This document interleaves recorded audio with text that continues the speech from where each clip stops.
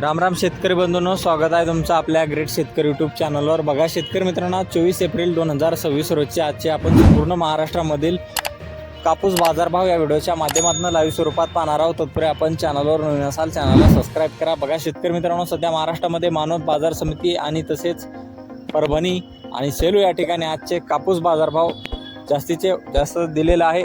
8,900 रुपयापर्यंतचा दर दिलेला आहे। चला तर आपण सविस्तररित्या बाजारभाव जाणून घेऊया।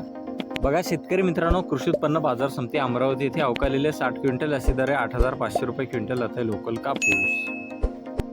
बघा पुढील बाजार समिती राळेगाव येथे अवकालेले 1700 क्विंटल अशी दर 8,620 रुपये क्विंटल सर्वसाधारण 8,000 रुपये क्विंटल आहे लोकल कापूस। बघा तसे पुढील बाजार समिती समुद्रपूर येथे अवकालेले 1300 क्विंटल अशी दर 8,600 रुपये क्विंटल सर्वसाधारण 7,500 रुपये क्विंटल आहे लोकल कापूस।